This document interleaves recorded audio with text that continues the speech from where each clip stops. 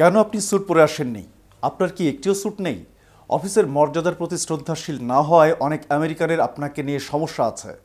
White হাউসে যুক্তরাষ্ট্রের president Donald ট্রাম্পের সঙ্গে বৈঠক করতে ওভাল অফিসে ঢোকার আগেই এভাবে এক রক্ষণশীল সাংবাদিকের প্রশ্নবাণ ও মন্তব্যের মুখে পড়েছিলেন ইউক্রেনের প্রেসিডেন্ট ভলোদিমির জেলেনস্কি। তবে এবার সে প্রশ্নের কড়া জবাব দিয়েছেন জেলেনস্কি। আমেরিকানদের প্রতি ইউক্রেন প্রেসিডেন্টের এই মন্তব্য নিয়েই থাকছে আজকের প্রতিবেদন এবং আপনাদের সাথে আছে আমি মোহাম্মদ শাহনেওয়াজ কামাল।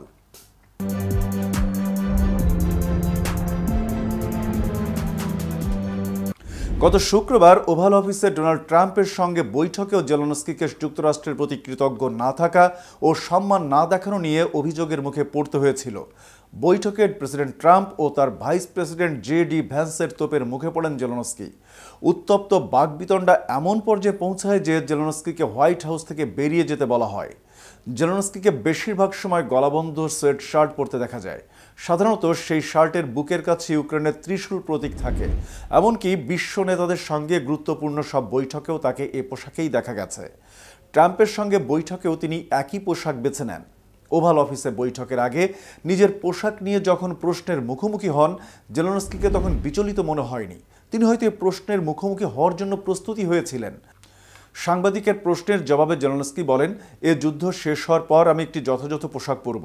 হয়তো আপনি যেমনটা পরেছেন তেমন কিছু, হয়তো বা এর চেয়ে ভালো কিছু বা কম দামি কিছু। জেলেনস্কিকে প্রশ্নটি করেছিলেন রিয়াল আমেরিকানস ভয়েসের হোয়াইট হাউস প্রতিনিধি ব্রায়ান গ্লেন। ডানপন্থী এ নেটওয়ার্ক ট্রাম্পের মিত্র হিসেবে পরিচিত।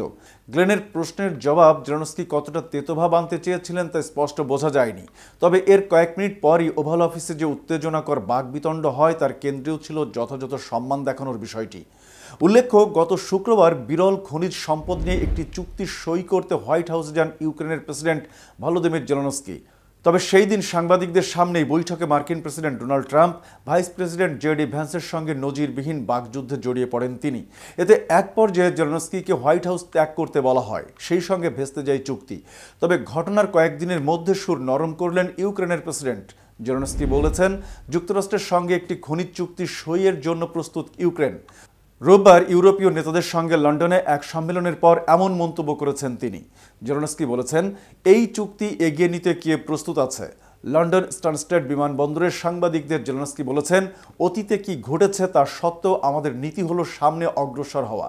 আমরা গঠনমূলক, আমরা যদি এই চুক্তি সইয়ের ব্যাপারে রাজি তাহলে আমরা এটি সই করতে প্রস্তুত এবং সত্যি বলতে আমি বিশ্বাস করি যুক্তরাষ্ট্র প্রস্তুত।